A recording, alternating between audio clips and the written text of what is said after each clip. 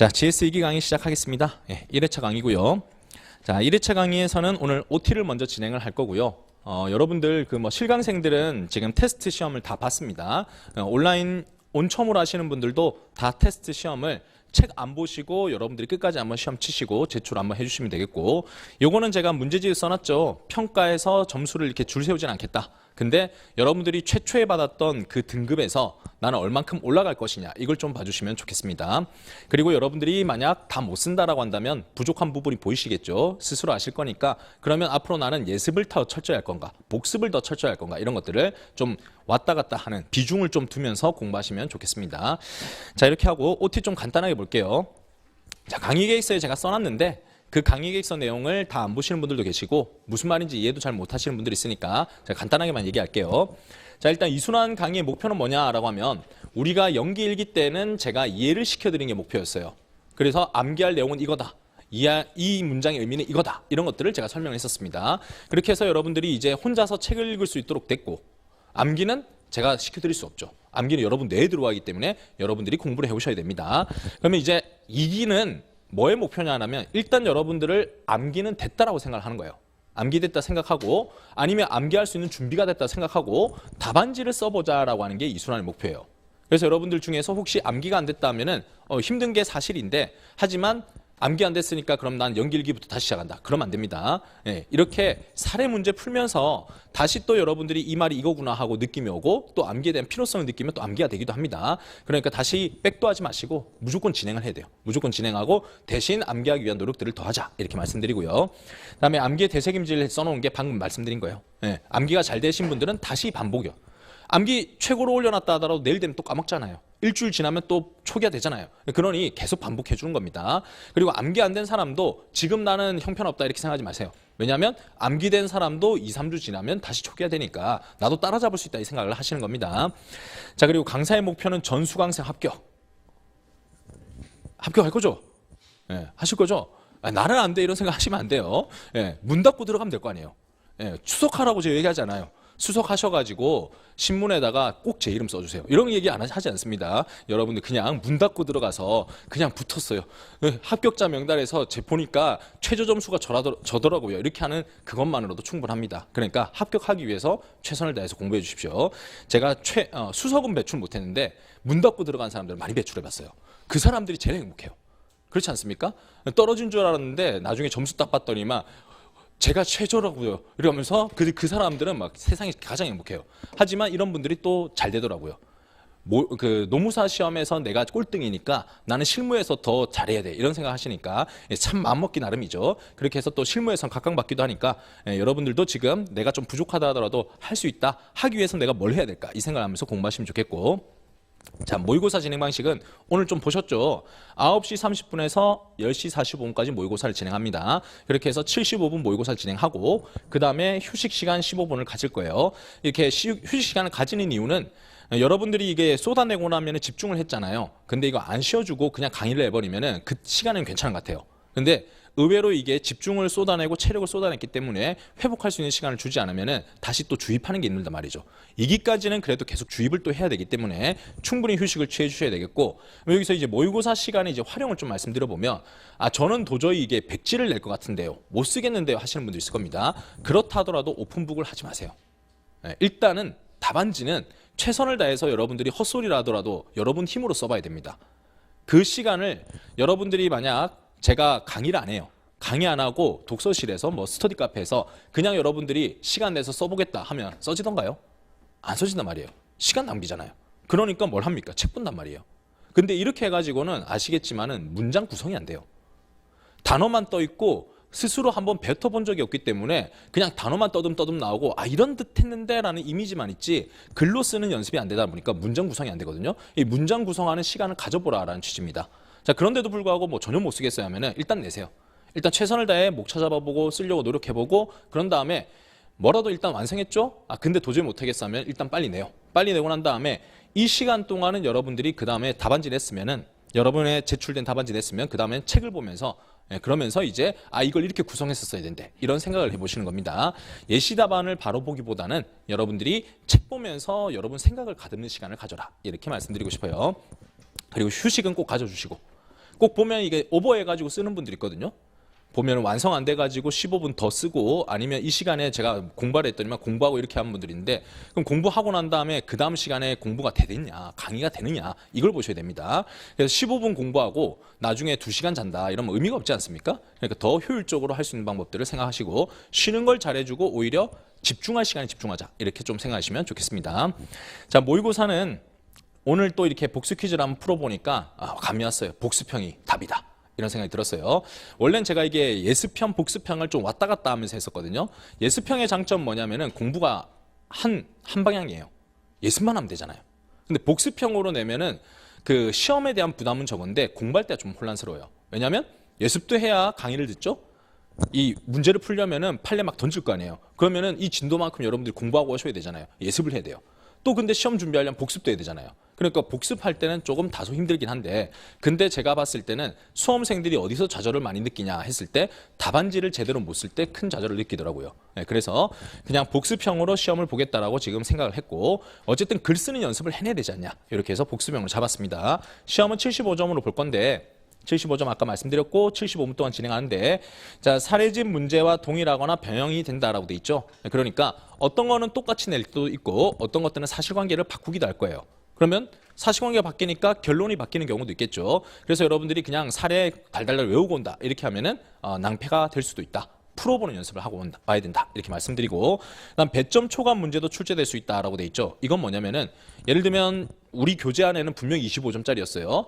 그렇게 해서 시험 문제 냈는데 25점 논점에 쓸말이 보니까 판례 하나였는데 25점에 판례 2개 써라 이렇게 나올 수 있다는 거예요. 왜? 복습했으니까. 복습했고 암기가 됐으면 빨리 쓰지 않을까요? 이렇게 얘기하면서 약간 좀 오버되는 문제가 나올 수도 있다. 이렇게 미리 말씀을 드렸습니다. 그래서 뭐 이걸 인간이 쓰라고 하는 겁니까? 이렇게 얘기하시면은 이거는 시험을 제대로 응시해보자 이게 아니라 제 시간 내에 복습을 제대로 했는지를 테스트한다. 이렇게 보시고 글 쓰는 연습을 해보자. 이런 취지라고 이해하시면 되겠습니다. 자, 다음 가시면 그러면 강의 진행 방식은 11시에서 1시까지 오전 강의를 진행하고 그 다음에 식사 1시간 하시고 그 다음에 오후 강의 이렇게 진행이 되는데 뭐 시간은 뭐 다소 좀 끊기기가 아니면은 약간 좀 길게 나갈 수는 있겠죠. 일단 제 마음속으로는 이렇게 진행하겠다라고 했습니다. 그래서 뭐 다른 분들하고 식사 약속을 잡았다 이러면은 좀 안 맞을 수 있어요. 그래서 뭐 여기 고시촌에 있는 친구한테 야 나 1시에 마치니까 만나자 이렇게 했는데 1시 반에 나가고 이러면 친구 관계가 안 좋아질 수 있겠죠. 그래서 그냥 이런 GS2기, GS3기 때는 밥은 혼자 드시고 빨리 와서 그냥 쉬는 게 낫습니다. 그다음에 강의 내용은 자 교재만 말씀드려보면 사례집 수험서라고 돼 있죠.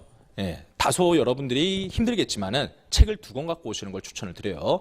왜 그러냐라고 하면은 자 사례집은 지금 이게 파란색 띠 있죠. 이걸로 지금 올해 강의 진행을 할 거예요. 그래서 혹시 제 강의를 예전에 들었던 분들 그 기출 사례집을 작년에 썼었거든요. 작년, 재작년 이렇게. 근데 기출 사례집이 아니라 책을 완전히 바꿨어요. 이거는 리딩 케이스 유제 문제로 구성되어 있어요. 기출 문제가 아닙니다. 그래서 기존에 있는 책 가지고 공부를 하시려고 하면은 아예 안 맞아요. 새롭게 구입을 하셔야 된다 이렇게 말씀드리고 그리고 제가 이 빨간 책도 갖고 오라라는 이유는 뭐 연기나 일기 때 제 강의를 안 듣고 하신 분들은 여러분들의 수험서 갖고 오시면 됩니다. 갖고 오라고 하는 이유는 강의 중에 여러분들한테 자, 이 주제 풀려면은 뭘 봐야 될까요? 이렇게 얘기하면서 중간중간에 막 물어보고 이런 이론 들어가죠. 이렇게 얘기할 때가 있을 거예요. 그러면 여러분들이 생각이 안 나잖아요. 생각이 안 나면 그때 이제 이 책을 펼쳐가지고 봐야 되는 거예요. 보고 근데 시간이 충분치 않기 때문에 정확하게 시간 들여서 처음부터 쭉 읽을 시간은 없을 거예요. 근데 뭘 해야 된다? 체크해야죠. 체크해서 아직 이게 부족하구나. 요거 사례 문제 내가 못 풀었다. 이렇게 체크를 하면서 결국 이게 단권화입니다. 단권화는 결과적으로 시험장에 갖고 갈 책이잖아요. 요게 시험장 갖고 갈 책입니다. 이 책. 수험서. 수험서 안에 일반론하고 판례하고 다 있죠.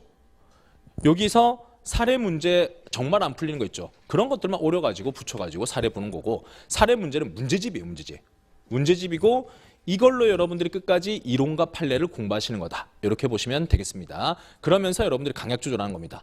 어떤 건 못 외웠다, 어떤 건 외웠다 이렇게 계속 체크하시고 그리고 요 기본서 수험서에 없었던 내용이 제가 사례집으로 나왔다. 그럼 그런 것들을 이제 또 추가하고 이게 바로 단권화입니다. 그래서 단권화를 이렇게 하시라라고 말씀드리고 요 책은 익숙하시잖아요. 그러니까 목차만 봐도 여러분들이 이건 무슨 내용이었지 하고 떠오르니까 그러면 사례 문제 풀 때도 왔다 갔다 하면서 보시기 좋다 이렇게 말씀드릴 수 있겠습니다. 자 다음 가시면은 오늘은 좀 천천히 나갈 거니까 괜찮을 거고 다음 주부터는 안 갖고 오신 분들은 좀 챙겨 오시면 좋겠어요. 모든 수험서가 머릿속에 있다면 안 갖고 와도 되죠. 예, 그러면 뭐 머릿속에 딱 꺼내면 되니까. 자, 다음에 자반 작성 방법이라고 돼 있는데 제가 그 학원에서는 GS1기 리마인드 특강 뭐 이런 식으로 이름이 올라갔어요. 근데 실제 주제는 답안 작성 특강, 최신 판례 특강 이렇게 진행했었고 그거를 얼마 전에 찍어가지고 강의 실제 강의했었고 저번 주에 온라인에 아마 지금 올라가 있을 거예요. 그거를 열어달라 하세요. 학원에 열어달라 하셔가지고 꼭 보고 오셔야 되겠고 지금은 듣고 왔다 전제 깔고 그냥 진행할 거예요. 그래서 제가 강의 계획서 써놨는데 오늘은 그냥 대충 봐도 무슨 느낌인지 올 건데 왜냐하면 제 강의할 때는 이거 쓰셔야 돼요 이런 얘기 안 하고 결론 이거죠 이렇게만 얘기할 거예요. 근데 여러분들이 직접 답안지를 써야 되니까 쓰기 위해서는 이걸 듣고 오셔야 이제 답안지 구성은 이렇구나 하고 감을 잡을 수가 있습니다. 자, 다음에 경력금 성과급이라 돼 있는데 요거는 작년에도 했었고 자 이건 개근상. 만근상이 아니라 개근상이에요. 무조건 답안지를 다 내야 돼요. 자, 다음에 요거는 우승. 우승자 선발 요거는 진행을 할 겁니다. 멘토링 요거는 별도로 이제 다시 공지를 할 거고 강사하고 합격생 이렇게 되어 있죠. 그래서 일단 진행을 좀 하다가 볼 거예요. 답안지가 좀 누적이 돼야 그래야 여러분들이 뭐 공통된 문제점들이 나오겠죠. 한 주만 가지고는 분석하기 힘들죠. 왜냐하면 그 주만 못 쳤을 수 있으니까. 그래서 좀 누적되면은 그때 이제 공지를 해서 여러분들 상담하고 이런 것 좀 보충하시라 이런 것들 말씀드리도록 하겠습니다. 자, 이렇게 간단히 말씀을 드렸고 이제 GS2기 학습 방법 요거를 말씀드릴게요. 요거는 잘 숙지를 해주셔야 됩니다. 자, 예습과 복습 병행이라 돼 있죠. 두 개 다 하셔야 돼요. 두 개 다. 두 개 다 해야 되니까 오늘 끝나면 뭐부터 해야 되느냐? 뭐 시점은 여러분들이 선택할 수 있을 겁니다. 그리고 나는 이미 공부가 충분해 하시는 분들은 알아서 하시면 돼요. 근데 GS2기라는 과정 자체가 처음이거나 아직 공부가 부족하다 하시는 분들 있죠. 그런 분들은 꼭 두 가지를 다 해주셔야 된다라고 말씀드리고 복습은 뭘 하는 거냐? 복습은 이왕이면 연습을 했다는 전제에서 판례는 한번 보고 왔으니까 문제풀이를 하는 게 복습이에요. 그렇게 해서 모의고사 대비를 하는 겁니다. 자, 예습은요. 예습은 다음 주 진도 나갈 거 아니에요. 근데 다음 주에 해당되는 파트를 안 읽고 오시면 그러면 강의 중에서 제가 이 문제 풀려면 판례 뭐 써야 되죠? 이렇게 했을 때 모를 거 아니에요. 그러니까 강의 시간이 여러분들이 비게 돼요. 그러니까 어떻게 하고 와야 되죠? 다음 주 강의 부분에 대해서는 예습을 하고 와야 되고 그리고 시험도 쳐야 되니까 복습도 해야 된다. 이겁니다. 그럼 할 게 너무 많잖아요. 할 게 너무 많으니까 완벽하게 한다라고 생각하지 마시고 시간을 분배를 적절하게 해서 그 시간 내에 무조건 보고 온다. 이렇게 생각하고 오셔야 되겠습니다. 그래서 지금 예시로서 제가 2일, 2일 정도 분배한다. 이렇게 적혀 있죠. 그럼 오늘 강의 나갔다. 오늘 나갔으면은 2일 정도는 이제 복습의 시간을 쓰는 거예요. 그 다음은요 또 2일 정도는 예습의 시간 쓰는 겁니다. 이렇게 해서 그 진도까지 이제 공부를 하시고 나머지는요 불안한데요. 그렇지만 다른 과목 안 볼 겁니까? 다른 과목 봐야 될 거 아니에요. 다른 과목에도 시간 비중을 가져야 돼요. 그래서 이 시험 공부에서 가장 독이 뭐냐면 완벽하게 한다 이거예요. 완벽하게 할 수가 없어요. 그렇지 않습니까? 그 완벽이라는 것은 일단 수준을 끌어올리고 그 다음에 3기 때 또 집어넣고 그리고 3기 끝나고 난 다음에 다시 집어넣고 이렇게 해서 완벽하게 만드는 거고 지금은 여러분들이 보고 오고 생각하고 오고 한 번이라도 계속 머리에 스쳐 지나가도록 계속 만들어주는 겁니다. 그러니까 속도가 중요해요. 속도가. 완벽하지 않아서 속도가 중요하고 그래도 뭐 쓰려고 노력했다. 복습할 때는 풀려고 노력해봤다. 이런 것들이 계속 머릿속에 흔적이 지나가야 돼요. 그래야 여러분들이 익숙해지고 그래서 생각을 해봤으니까 문장 구성도 쉬워질 거고 판례도 한번 그래도 들어봤으니까 강의 중에 설명할 때 이 판례지 하고 감을 오고 이렇게만 돼도 여러분들이 공부가 된다는 거죠. 자, 그래서 너무 완벽하게 한다라는 욕심을 좀 버리고 암기도 완벽하게 했다 이런 생각들을 하지 마시고 일단은 자주 보고 온다 이렇게 생각을 하고 오시면 되겠습니다. 자, 다음은 이것도 많이들 놓치시는데 이기니까 결국 나중에 모의고사만 잘 치면 돼. 이렇게 하면서 복습만 하고 오시는 분들이 있어요. 그런 분들의 공통점은 어떻게 되냐면 그 모의고사만 잘 쳐요. 그 다음에 수업 시간에는 일단 눈에 초점이 좀 사라져 있어요. 강의 얘기할 때 무슨 판례죠 하면은 판례라고 하는 게 생각이 안 나니까 막 어렵죠. 어렵고 그러다 보면 나중에 어떻게 되냐면 와서 시험만 치고 집에 가요. 강의는 나중에 예습해가지고 봐야지. 이런 식으로 갑니다. 자, 그렇게 됐을 때는 되게 비효율적이죠.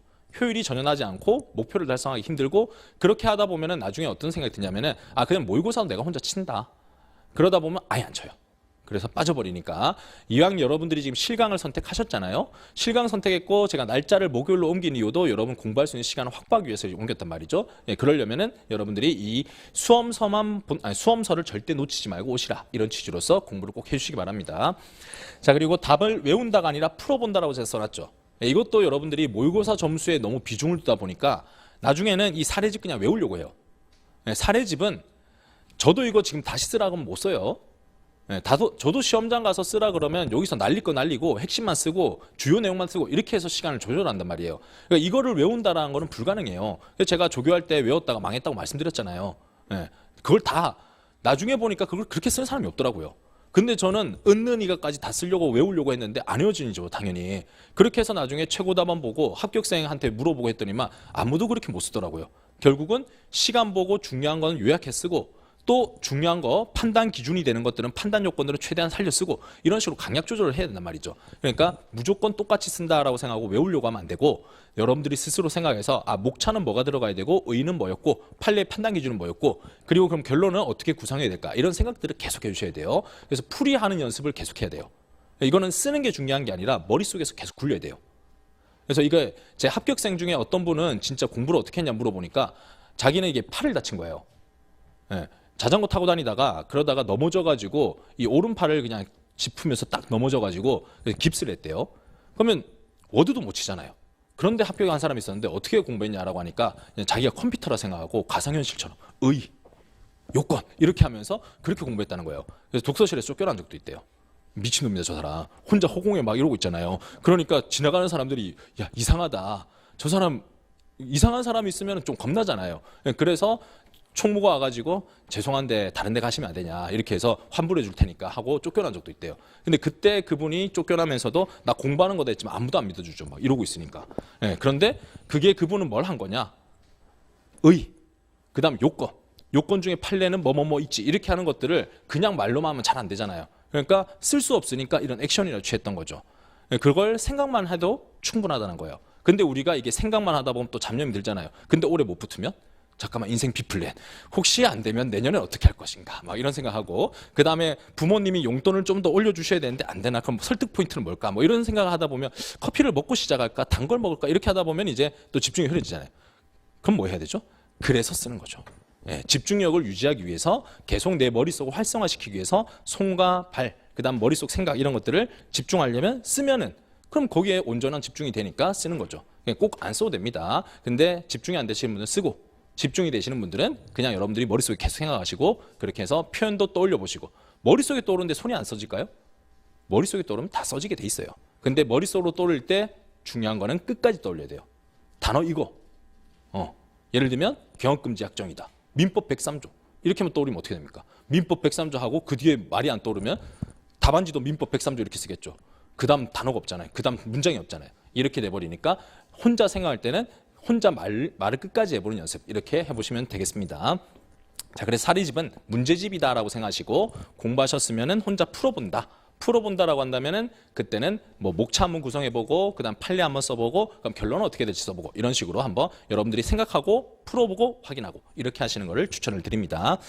자, 이 정도 말씀을 드렸고 이제부터 강의를 진행할 겁니다. 자, 오늘은 OT 끝나고 바로 뭐 쉬는 시간 없이 바로 강의할 거예요. 그래서 책 펼치시고 교재는 사례집 펼치시면 돼요. 자, 사례집은 3페이지부터 시작을 합니다.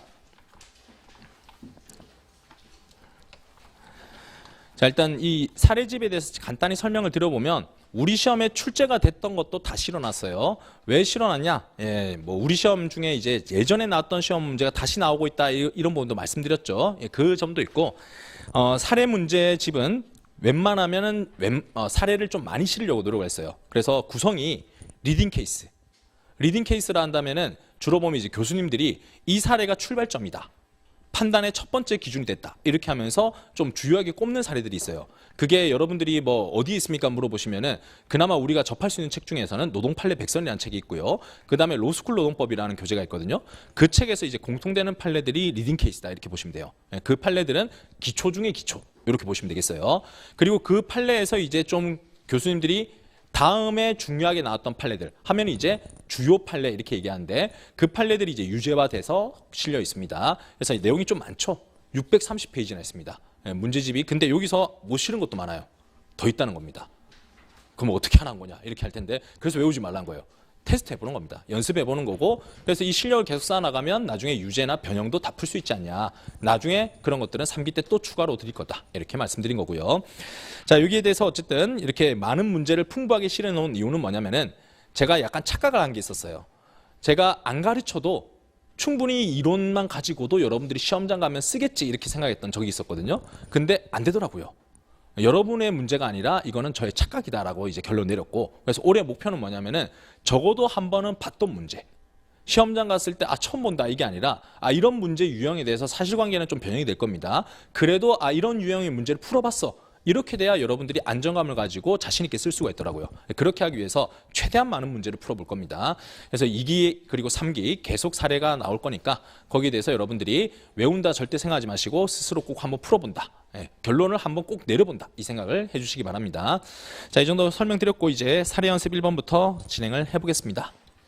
자, 이렇게 제가 칠판에 사실관계를 가져왔는데 이게 글씨가 잘 안 보인다 하면 교재 보셔도 돼요. 내용 똑같습니다.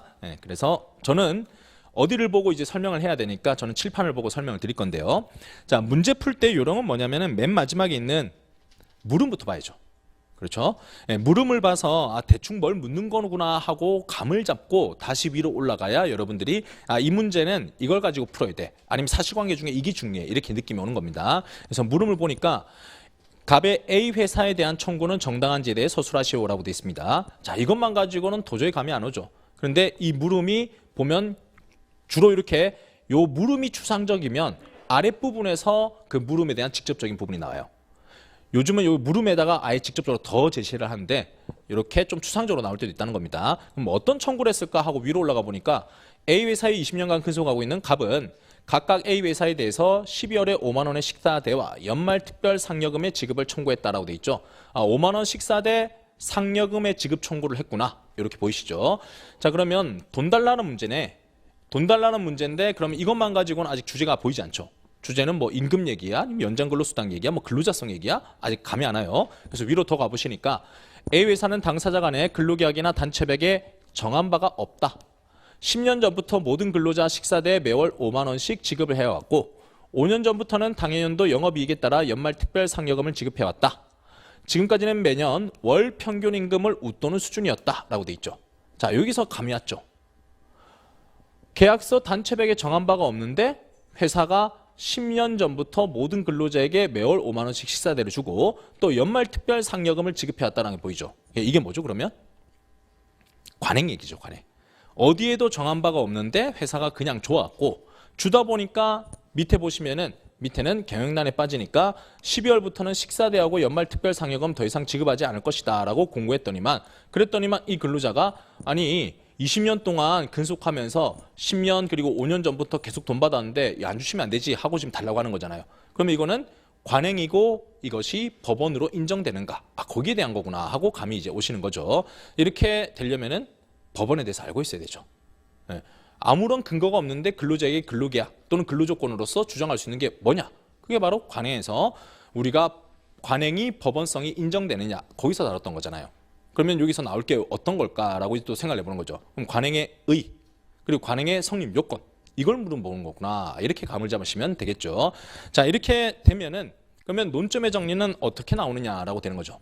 자, 로마자 1번에 이제 논점의 정리부터 시작을 해보면 요거는 외울 게 아니라 주로 이런 사고를 한다는 겁니다. 자, 이거는 교재 없어요. 여러분한테 이제 생각하는 방식을 알려드린 겁니다. 자, 문제 물음은 무엇인가? 처음에 보자마자 쭉 읽고 난 다음에 재밌다 하고 끝내면 안 되잖아요. 뭘 묻는 거구나 하고 감을 잡고 시작해야 되겠죠. 그래서 로마자 1번에 이거는 뭐에 대한 쟁점이다 라고 정리를 해줘야 됩니다. 자, 여기에 대한 물은 무엇이냐? 앞서 말씀드렸듯이 관행이 법원으로 인정되는가, 거기에 대한 거다, 이렇게 감을 잡으시는 거고, 자, 이 주제는 어디에 해당하는지요 라고 돼 있는데 요거는 여러분 수험서의 챕터에 어디 있더라 라고 하는 거를 떠올리라는 거예요. 그랬을 때 제일 첫 번째 챕터였잖아요. 그 다음에 물음과 관련되는 판례 또는 법조문을 떠올려봐라 라고 했습니다. 자, 이 관행에 대해서는 법조문이 있어요 없어요? 없죠. 판례가 있죠. 판례의 판단 기준이 뭐였더나, 그걸 떠올리시면서 그 판단 기준을 가지고 평가를 해야 되겠구나, 이렇게 느낌이 오시는 거죠.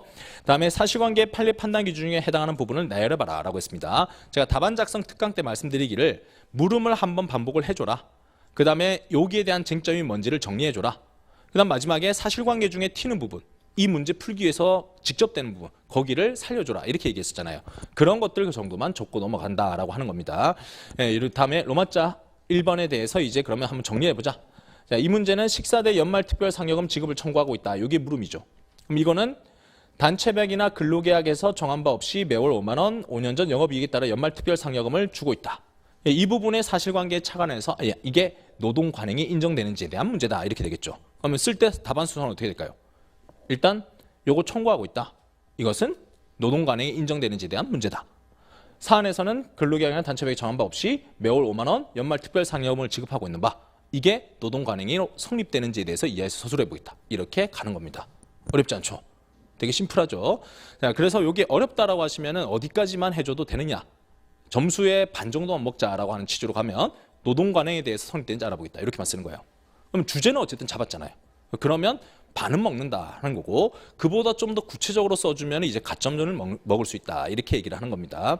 자, 이 정도 하시고 이제 넘어가시고 그럼 이제 본론에서 여러분들이 생각해야 될 건 뭐냐라고 하면은 일단 주제가 하나를 물어볼 때도 있고 두 개를 물어볼 때도 있어요. 다행히 이번 문제는 하나밖에 안 묻고 있지 않죠. 그러니까 주제는 몇 개인가 했을 때 하나밖에 없구나. 법원이고 그것도 노동관행 성립에 대한 부분이구나. 이렇게 알고 가시면은 로마자 목차 몇 개 필요할까 이겁니다. 로마자도 너무 많이 잡는 분들이 계시더라고요. 로마자는 주제 하나라고 보시면 돼요. 주제 하나. 판례 하나다 이렇게 생각하시면 더 쉬울 것 같아요.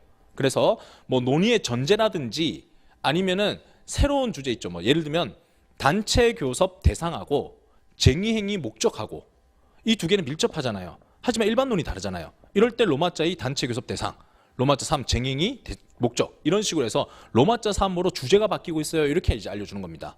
근데 로마자를 되게 소소한 내용인데 예를 들면 관행의 의 로마자 2, 관행의 성립 요건 로마자 3 이렇게 가버리면은 이거는 소소한 주제인데 너무 로마자를 크게 남발하고 있는 겁니다. 이해가 좀 되시죠? 그래서 로마자는 주제가 바뀔 때 쓴다라고 생각하시면 되겠다. 그래서 좀 쉽게 얘기하자면 판례 하나당 로마자다 이렇게 생각하시면 좀 더 수월하겠다라고 말씀드립니다. 자, 이 정도 말씀을 드렸고 다음 가보면 자, 그럼 본론 부분은 어디에 있는 것이냐라고 했을 때는 제가 이전에도 말씀드렸죠. 답안 작성 특강 때도 암기 영역이다. 암기 영역이기 때문에 최대한 열심히 외우고 똑같은 거 복사 붙여넣기 하는 게 목표가 돼야 되고 근데 이때 주의할 점은 쳐내야 된다 했죠. 자, 그럼 법원에서 우리가 배운 바에 따르면 법원의 내용 구성 어떻게 돼 있죠? 법원의 의가 있고 그다음에 법원의 종류가 쭉 나오죠. 그 다음에 법원의 충돌이 있죠. 충돌했을 때 뭐 단체배합과 근로계약과 충돌, 단체배합과 취업규칙 충돌 이런 얘기들이 있잖아요. 자, 여기서 지금 이 주제와 직결되는 거는 뭐만 쓰면 되죠? 관행. 관행이 법원의 의 써도 되겠어요. 근데 법원에서 지금 헌법 조문이라든지 아니면 근로기준법 내용이라든지 조약이라든지 이런 거 쓸 이유가 있어요, 없어요? 없잖아요. 다 날려야죠. 그다음에 또 관행이 다른 법원하고 지금 충돌합니까? 안 하잖아요. 그럼 법원의 충돌을 쓸 이유가 없죠. 뭐만 쓰면 된다? 관행에 대해서 의와 관행의 성립 요것만 쓰면 되겠구나. 그러니까 요것만 추려서 쓰면 된다. 이렇게 가는 겁니다. 그래서 일반론은 암기를 하셔야 되고 의미를 알아야 여기서 여러분들이 쳐낼 수가 있다라고 하는 거죠. 어떤 주제에 대한 건지 알아야. 그래서 이게 본론 부분이 숙지가 안 돼 있으면은 다 때려박는 거예요. 내가 법원을 얼마나 잘했는지 보여주마 하고 쓰는 거죠. 그러면 타임도 오버될 뿐만 아니라 읽으면서 필요하겠죠. 그래서 여러분들은 나는 공부 열심히 했다라고 보여주지만 채점하는 사람 입장에서는 얘 뭐야 이렇게 된다는 거죠. 이해가 좀 되셨죠? 자, 이렇게 추려내는 연습을 하시고 머릿속으로 그 다음에 이 관련된 판단 기준, 법원의 판단 기준이 결과적으로 결론에 딱 이르게 되잖아요. 그러면 이 관행에 대한 법원의 판단 기준을 열심히 쓰자라고 하는 겁니다. 그럼 이게 암기가 돼 있어야 되겠죠. 이거는 정확하게 암기가 돼 있어야 이제 사안 포섭할 때도 구구절절 나오겠죠. 근데 여기서 암기가 안 돼 있다. 관행은 반복하면 돼요. 이렇게만 암기돼 있으면은 10년 반복했네요. 됐어요. 이렇게 나오겠죠. 그럼 뭔가 좀 약하지 않습니까? 이렇게 되니까 추상적 결론입니다. 뭔가 설득력이 없네요. 이런 평가를 받는 거예요. 왜? 나도 사람 말인데 사람 말이면 설득이지 되지 이렇게 얘기하시는데 그게 아니라 판례가 쓰는 요건이 있고 거기에 부합한다는 걸 매칭을 시켜주는 게 여러분 역할인데 판례의 판단 기준 중에 두 줄짜리가 있으면 두 줄 쓰고 거기 매칭시켜야지 한 줄 쓰고 그냥 매칭시키면 부족하다는 거죠. 그걸 이제 돌려 얘기하는 게 설득력이 부족합니다. 구체적이지 않은 포섭입니다. 이런 식의 평가가 나오는 겁니다. 그래서 여러분들이 이번 주는 첨삭이 안 되지만 다음 주부터 해서 이제 첨삭을 받아봤을 때 만약 여러분들이 사안 검토나 결론 아니면 맨 마지막 줄에 잘 쓰셨는데 구체적인 내용이 부족합니다. 이렇게 나와 있잖아요. 그때 무슨 의미인지를 봐야 되는 거예요. 본론 내용이 부족하다고 써놓은 거냐, 아니면 내가 판단 기준을 잘 못 써가지고 사안 포섭이 잘 안 됐다는 거냐, 이런 것들을 보면서 평가를 하셔야 되는 거예요, 여러분 스스로. 자, 이 정도 말씀드렸고, 자, 그럼 여기서 대입을 해봅니다. 이번 주제는 뭘 써야 된다? 법원. 그 중에서도 법원 종류 중에 관행을 쓰면 되겠구나. 관행의 의의와 관행의 성립 요건을 쓰면 되겠구나. 이렇게 이제 감을 잡는 거죠. 자, 이렇게 얘기했잖아요. 머릿속에 떠올려야죠. 안 떠오른다면 이 강의가 의미가 있겠습니까? 집에 가라는 얘기 아니에요. 집에 가라는 얘기 아니라 의미 있게 만들어라. 그러려면 어떻게 된다? 보고 와야 된다. 하지만 머릿속에 바로 안 떠오른다. 그럼 찾아야 되죠. 찾을 때 뭘 써야 되는 거예요? 이때 수험서를 관행이 몇 페이지 있더라 하면서 노조법 뒤지고 있으면 안 되겠죠. 바로 앞에 법원을 딱 펼쳐가지고, 아, 왜 이런 걸 또 좋아하시네요. 나는 그럴 리 없겠지 하니까 웃는 거지. 여기서 뒤에 노조법 검색하고 있던 분들은 아이쿠 이렇게 되겠죠. 자, 몇 페이지예요? 4페이지 있잖아요. 4페이지 이거 정확한 문장은 안 떠오르지만은 4페이지 있구나 하고 찾아서 딱 펼치고 그 짧은 시간에 이제 눈으로 확인하는 거죠. 아, 이거 써야 된다. 그럼 판단 기준 뭐죠? 규범적 사실로 명확히 승인되거나 아무도 이의를 제기하지 않아서 당연한 것으로 받아들여져서 사실상 제도로서 확립되고 있어야 된다. 이거를 쓰면 되겠구나 하고 이제 눈으로 확인하면 공부가 어느 정도 여러분 돼 있기 때문에 이렇게 짧은 시간에 본다 하더라도 그 내용이 좀 떠오른단 말이에요. 이렇게 해서 집중력 있게 짧게라도 머리 각인시켜라. 그러면 예습이 이제 충분히 돼 있으면은 이거 안 봐도 되는 거고, 예습이 조금 부족하다 하더라도 그 시간에 확인을 하니까 그러면 바로 사례 문제 풀 때 적용해 볼 수가 있다라고 하는 겁니다. 자, 이렇게 구성을 하면 된다는 걸 이제 보여드린 거예요. 관행의 의심 되겠고 관행의 법원성, 이게 핵심이다 이렇게 보여드린 거고, 여기서 크리티컬한 표현이 이거다. 일반적으로 근로관 규율하는 규범적 사실로서 명확히 승인되거나 아무런 이의 제기하지 않은 채 기업 내 사실상 제도로서 확립되었다고 할 정도의 규범의식이 있을지, 이 문장이 얼마나 구체화됐느냐에 따라서 이 점수가 달라집니다. 이렇게 얘기를 하는 거죠. 자, 이렇게 본문 썼어요. 그럼 이제 다음에 써야 될 건 뭐죠? 사안의 적용. 이걸 가야 되겠죠. 자, 사안의 적용은 이제 판례의 판단 기준하고 그 다음에 사실관계를 두 개를 매칭시키는 거다. 이렇게 말씀드렸어요. 그래서 사실관계에서 끌어오고 판례 문장을 적용하고, 그래서 이게 관행입니다. 이런 식으로 이제 답변을 해주시는 거죠. 그래서 여러분이 해야 될 거는 판례 쓰면서 판단 기준을 머릿속에 기억을 해놔야 되겠죠. 다음에 사실관계 보면서 사실관계에서 인용할 거를 미리 골라놔야 되겠죠. 그래서 이게 아까 문제 읽을 때 뭘 했었어야 되는 거예요? 문제 읽으면서 사실관계에 해당되는 부분 있죠. 거기가 있고 필요 없는 부분 있잖아요. 이해를 돕기 위한 문장은 맞지만은 사실관계를 나중에 적용할 건 아니야. 그런 문장은 버리고 필요한 내용만 끌어와야 되겠죠. 그럼 그거를 여러분들이 미리 표기를 해놔야 되겠죠. 안 그러면 어떻게 되겠죠? 또 앞으로 돌아가서 문제를 또 읽고 있는 거예요. 그럼 같은 문제를 또 4번, 5번 읽다 보면 시간 날아가잖아요. 그럴 시간이 없다는 거예요. 그럼 어떻게 해야 된다? 형광펜, 뭐 색연필 이런 걸로 여러분들이 나중에 포섭할 거야 이런 것들을 미리 줄을 꺼놔야 된다는 거죠. 근데 이걸 지금 어떻게 다 합니까? 그게 숙련이 될수록 이건 나중에 여기 어디 써먹어 이런 것들이 나중에 보인다는 거예요. 지금은 여러분들이 다 안 되지만 나중에 2, 3기 2기 끝나고 3기 때부터는 본격적으로 이 연습을 해야 된다. 이렇게 말씀드린 겁니다. 그래서 시간이 줄어드는 사람들 같은 경우에는 암기가 돼 있으니까 쓰는데 시간이 적고, 사례 보면서 어디 포섭할 건지가 미리 체크돼 있으니까 그냥 확인하면서 바로 글 쓴단 말이에요. 근데 암기가 안 된 사람은 암기 떠올린다고 떠듬떠듬 하죠. 이제 어쨌든 써냈어요. 사안 포섭해야 되죠. 사안 포섭할 때 다시 문제 또 읽고 있어요. 그러니까 남들 한참 쓰고 있을 때 이 사람은 계속 막 왔다 갔다 하고 있는 거예요. 얼마나 속이 터지겠어요. 그러니까 제대로 완성이 안 되고 결국은 시간 내에 그래도 마무리 지어야 되니까 돼요. 그냥 이렇게 가는 거예요. 뭐 때문에 돼요가 아니라 그냥 돼요. 제 마음 알죠? 막 이렇게 가는 거죠. 그렇게 하면 점수가 안 나오는 거다. 이렇게 말씀드린 겁니다. 자, 그럼 여기서도 테스트를 해보면 어떻게 되느냐? 자, 식사대하고 연말 특별 상여금 2개를 물어봤잖아요. 그럼 2개가 똑같지 않았죠? 2개를 나누는 거죠. 식사대 같은 경우에는 10년간 매월 모든 근로자에게 5만 원씩 지급돼 왔다. 이 부분을 사실관계에 끌어와야 되겠죠. 그럼 이거하고 이제 매칭을 시키는 겁니다.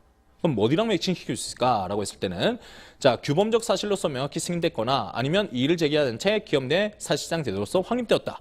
이 문장만 가지고 이걸로는 좀 확립이 잘 안 되는 것 같은데요 라고 할 수 있겠습니다. 근데 여러분들이 쓰기 편한 문장을 이제 매칭을 시키는 겁니다. 자, 10년간 매월 모든 근로자에게 5만 원 줬는데 지금까지 이의를 제기하지 않았다. 그리고 근로자들 입장에서는 10년 동안 근로조건으로 5만 원씩 나왔으니까 사실상 제도로서 확립됐다고 볼 정도로 규범의식에 의해서 지지되고 있다. 이런 식으로 가주는 겁니다. 이해가 같이 되십니까?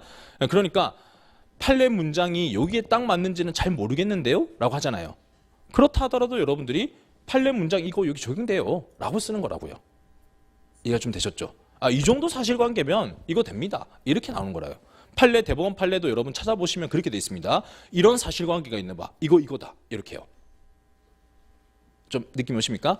아예 다른 내용도 있습니다. 예를 들면 좀 이따 볼 건데 근기법상 근로자의 전속성 있잖아요. 전속성에 대한 것을 여러분이 써야 되는데 여러분들이 그걸 계속성으로 쓰고 있어. 10년 동안 계속 근무했습니다 하는 거는 계속적으로 반복된 근로잖아요. 근데 그건 말고 전속성은 이 회사에 전속되어서 다른 사람이 일 안 한다. 이게 전속성이잖아요. 그런 단어를 아예 뜻을 다르게 썼다 하면은 점수가 당연히 감점되죠. 근데 그거 말고 이 정도면 여기 인정됩니까? 이거는 좀 와닿지 않잖아요. 근데 내가 볼 때도 10년 동안 매월 하루도 빠짐없이 계속 줬다라고 한다면 그러면 근로자들 입장에서는 이건 확립된 근로조건을 보지 않을까라고 한다면 판례 문장 중에 여기서 규범적 사실로서 명확히 승인돼 있다. 이 문장을 끌어올 수도 있고 아니면 이 문장을 끌어와 가지고 사실상 제도가 되어 있습니다. 아무도 이의 제기하지 않았고 이미 근로자들은 계속 받아왔으니까 이건 이미 제도입니다. 이렇게 글을 써도 된다는 거죠. 이해가 좀 되시죠? 자, 이렇게 가시면 되겠다. 연말 특별 상여금은 밑에 가보면은 다른 점이 있다면 5년 전부터 당해년도 영업이익에 따라 특별 상여금을 지급해 왔는데 지금까지는 매년 월 평균 임금을 웃도는 수준이었다라고 돼 있죠. 이거는 식사대와 다른 점이 뭐가 있느냐? 일단 기간이 5년밖에 안 된다는 점도 있지만 뒤에 가시면은 영업이익에 따라라고 돼 있죠. 그럼 이거는 영업이익이 지금까지 났으니까 줬던 거예요. 그럼 영업이익이 없으면 안 줄 수도 있는 거 아니냐 이렇게 되는 겁니다. 그렇다면 올해는 어떻게 됐습니까? 올해는 사실관계에서 2000년에 들어서 A 회사가 경영난에 빠지게 되자 12월부터는 상여금 못 주겠습니다. 이렇게 얘기했죠. 그럼 그렇다는 얘기는 이 조건이 충족되지 않을 수도 있다는 얘기구나. 그렇다고 한다면 이거는 무조건 확립된 조건이라 할 수 있느냐? 또는 확립된 조건이 충족됐다 할 수 있겠느냐? 이렇게 얘기가 되는 겁니다. 이해가 좀 되시죠? 그래서 요거는 관행이 성립하지 않았다라고 평가할 수도 있고 아니면 관행은 성립했으나 지급 조건이 충족되지 않았다. 이런 식으로 글 쓸 수도 있다라고 하는 겁니다. 근데 이 문제는 이제 제가 이렇게 추상적으로 말씀드리는 이유가 뭐냐면 교수님의 예시 문제예요. 교수님 예제이기 때문에 똑같은 판례가 없기 때문에 글 쓸 때 이런 식으로 착안해서 쓰는 거구나 하고 감을 잡으시라라는 취지로 이럴 수도 있고 저럴 수 있게 평가할 수 있겠다. 이렇게 말씀드린 거고 대법원 판례 같은 경우에는 대법원은 이렇게 봤습니다. 라고 이제 말씀을 드린 거죠. 자, 이제 참고를 하실 수 있겠죠. 이렇게 하는 걸 여러분들이 해주셔야 된다. 저는 제가 완성된 문장은 답안지에 있고 지금 보여드린 거는 판례 문구를 머릿속에 떠올리고 계시고 사실관계 중에 인용해야 될 걸 보여드렸고 쓸 때는 요게 여기에 들어간다. 요게 여기 들어간다. 이런 식으로 매칭해 주라는 걸 말로 지금 설명드린 겁니다. 자, 그럼 이거를 글을 어떻게 썼는지 해설지 같이 볼까요? 자, 교재 4페이지부터 가보면 자, 로마자 1번에 논점의 정리라고 돼 있는데 논점의 정리는 제가 완성된 문장으로 구성을 안 했어요. 이번 사례집은. 왜 그러냐면 이거 보지 말고 그냥 연습해보라는 거예요. 그냥 여러분들이 나 스스로 문장을 한번 써보자라는 취지로서 제가 써야 될 것도 있죠. 문제 물음 한 번 더 반복, 쟁점, 도출, 사실관계 중에 인용해야 될 것. 이런 식으로만 그냥 보이게 만들어놨습니다. 근데 이거 말고 여러분들은 나는 새롭게 한번 써볼게. 이렇게 하셔도 좋습니다. 논점의 정리는 여러분들이 창조적으로 여러분의 문장으로 쓰는 걸 제일 추천해요. 이것까지 외워서 써버리면 점수가 잘 안 나옵니다. 그 천편일률적 답안이다 이런 식으로 평가를 하거든요. 그러니까 웬만하면 여러분들이 이 논점의 정리만큼은 내 문장을 한번 써보자 이렇게 생각하시면서 제가 보여드렸던 그 뭐랄까요 방식 그런 것만 좀 유념하시면서 글을 한번 써보셔라 이렇게 말씀을 드리고 로마자 2번 봅니다. 자, 노동관행의 의의와 성립요건이라 돼 있죠. 자, 의의는 노동관행의 의의를 쓰면 됩니다. 다 읽지는 않고요. 그냥 넘어가고 2번 법원성 가시면 노동관행 성립요건의 판례 부분 있죠. 1, 2번 아까 같이 읽어봤죠. 이것도 넘어갈게요. 그다음에 양가로 2번 중단 있죠. 중단은 요번 문제에 꼭 필요 없는 거 아닙니까? 라고 할 수도 있어요. 근데도 일단 관행에 대한 부분에서는 일반론이 적죠. 그러니까 여기까지도 관련 내용이다 해서 갖고 올 수 있겠다라고 하는 겁니다. 자, 다음에 3번 상황 검토 가보시면 이제 식사대와 연말 특별 상여금이 있는데 이 부분을 한번 같이 읽어볼게요. 여기는 식사대 같은 경우에는 10년간 매월 모든 근로자에게 5만 원씩 지급됐고 반복적 급부가 계속적으로 이루어졌고 근로자 또는 사용자 측에 상당한 신뢰가 형성되어 있다. 이의를 제기하지 않은 채 당연한 것으로 받아들여졌다는 점에서 식사대 지급은 노동관행이 성립한 것으로 볼 수 있다라고 돼 있죠. 이런 식으로 문장을 제가 이해한 바와 판례 문장을 접목시켜가지고 풀어 쓴 겁니다. 그러면 여러분들은 저랑 문장이 똑같지 않을 수 있겠지만은 이런 취지로서 판례 문구 활용했으면 되겠구나 이렇게 가시는 거죠. 다음에 연말 특별 상여금. 자, 이거는 5년 동안 지급했다는 건 넘어가고요. 두 번째 줄 노동관행이 성립하는 경우에도 일정한 전제나 목적 등이 사용자에게 유보되어 있다면 사용자는 전제나 목적 미성취를 이유로 지급 철회가 가능할 것이다. 자, 이 얘기가 요거 얘기죠. 영업이익에 따라. 영업이익 따라라고 돼 있으니까 영업이익이 없으면 안 줄 수도 있잖아. 그 얘기를 좀 어렵게 써놓은 겁니다. 따라서 연말 특별 상여금은 경영난에 빠지게 됐다는 사정 변경이 있으니 지급 요건을 충족하지 못했고 사용자가 연말 특별 상여금 지급을 처리하는 것이 가능하다라고 해서 자 이거는 애매하게 써놨죠. 두 번째 줄에 노동관행 성립을 한다 하더라도 조건부야. 조건이 성취되지 않았으니까 처리할 수 있어. 이렇게 지금 써놓은 겁니다. 근데 여러분들은 아니 이거 조건이 딸려 있으니까 노동관행 자체가 성립하지 않았어. 이렇게도 갈 수도 있는 거죠. 근데 저는 왜 이렇게 썼냐면 이의를 제기하지 않고 사실상 제도인가라고 했을 때 어쨌든 5년 동안 계속 좋았잖아. 그리고 이럴 때만 지급하겠어라는 내용들은 안 보이잖아. 그러니까 일단 관행은 관행이야. 하지만 발생할 수 있는 지급 조건이 달려있는 관행은 맞아. 이렇게 지금 쓴 겁니다. 이 말이 꼭 절대적이지 않고 여러분들은 관행이 아니다라고 하실 수도 있다. 이렇게 말씀을 드립니다. 자, 이렇게 관행 문제는 이런 식으로 출발점이 뭐라고요? 계약서, 단체배약, 취업규칙 어디도 없었는데 반복되어 왔다. 이런 식으로 나올 겁니다. 그랬을 때 여러분들은 이 판례 가지고 지금까지 사실상 제도로서 확립되어 있는지를 평가하면 되겠구나. 이렇게 감 잡고 가시면 되겠습니다. 자, 한번 테스트를 이렇게 열심히 한번 해봤고, 자, 마지막 결론. 자, 결론은 뭘 쓰는 거냐라고 보시면 결론은 요약을 해서 마지막 정리해 주는 거다라고 말씀드렸었죠. 그럼 같은 내용이 반복되지만은 이 문제에 대해서는 핵심 키워드가 이거고, 그 다음에 판단 근거 중에 핵심이 이거고, 결론이 이렇다라고 해서 간단히 정리를 해주시는 겁니다. 자, 여기 제 예시 답안들은 좀 다소 길게 적혀 있어요. 이것보다 더 줄이셔도 됩니다. 그래서 한번 같이 읽어보시면 이것도 처음이니까 같이 읽어볼게요.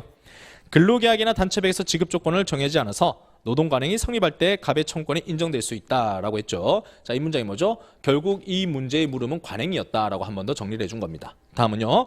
식사되는 10년간 모든 근로자에게 별다른 조건 없이 매월 지급된 사정을 보면 규범적 사실로 명확히 승인되거나 사실상 제대로 성립된 것으로 볼 수 있고 연말 특별상여금은 영업이익에 따라 특별상여금을 지급해온 사정과 현재는 경영난에 빠졌다는 점에서 지급 의무가 없는 것이라 볼 수 있다 해서 앞서 했던 얘기들 중에 핵심되는 부분을 다시 한번 정리했고 마지막 물음에 요걸 꼭 써줘야 되죠. 요약을 해주고 묻는 것에 대해 답변하라 했죠. 묻는 게 갑의 청구였잖아요.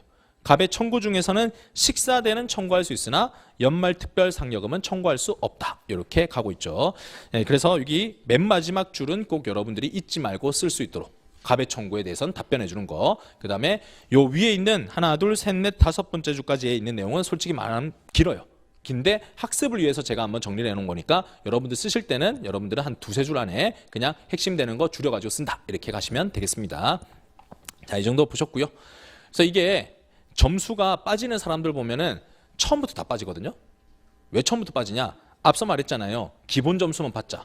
이 문제는 관행에 대한 것이다. 이렇게만 가는 사람과 어떤 분들은 식사단에 10년간 지급해왔고 특별상여금은 영업이익에 따라 지급해왔다는 점에서 관행이 성립되는지 이하에서 서술해보겠다. 이렇게 쓰는 사람과 누가 봐도 누가 더 실력 있어 보여요? 관행이다.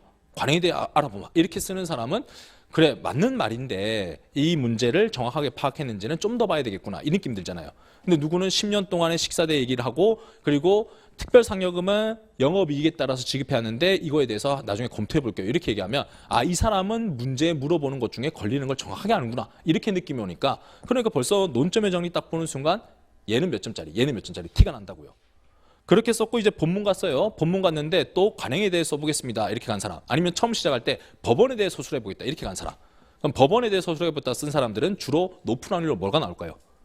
법원의 의, 법원의 종류, 법원의 경합 이렇게 나오는 거예요. 그러니까 안 봐도 얘는 안 될 거야. 이렇게 느낌이 오는 거예요. 근데 관행 써놓으면 그래도 관행의 그리고 관행의 중단 나오겠죠. 이렇게 해서 여러분들이 대충 감해와요. 그다음에 사항 검토에서도 보면 걸리는 걸 아는 사람과 모르는 사람의 차이가 있겠죠. 그런 사람이 또 결론에 요약할 때 어떻게 되겠습니까? 결론 요약할 때도 핵심이 되는 부분을 짚어내는 사람은 식대는 10년 반복됐다. 연말 특별상여금은 5년 동안 지급됐긴 했으나 영업이익에 따라 지급됐다. 이 내용을 가지고 여러분들이 마지막 정리를 할 거 아니에요. 그러니까 결론까지도 구체성이 있고 추상적일 수 있고 이게 또 차이가 있는 거예요. 이렇게 되니까 점수가 나는 하나 정도만 빠뜨렸다 생각하는데 실제 보면 점수가 계속 깎이는 거예요. 이해가 좀 되시죠? 되셨습니까? 이해 안 됐어요? 다시 얘기해 보면 자, 논점의 정리에서 추상적이지 않고 구체적으로 썼어요.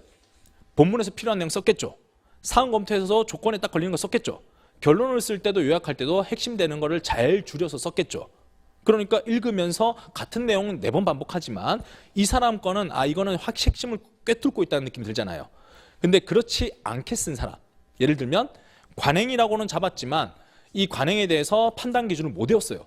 그럼 이미 본문에서 점수 빠졌잖아요. 근데 사원 검토에서도 추상적이겠죠. 뭔가 좀 근거가 빠져. 근데 결론 갔을 때도 뭐 때문에 관행인지 아닌지에 대해서도 좀 뭔가 빠지겠죠. 그러니까 점수가 하나, 대법원 판례 하나 빠지는 게 아니라 본문 빠지죠, 사원 검토 빠지죠, 결론 빠지죠. 다 빠진다고요. 그러니까 점수가 나는 본문에서 한 3점 빠졌는데 나중에 보면 점수가 10점 차이 난다고요. 왜 그럴까요?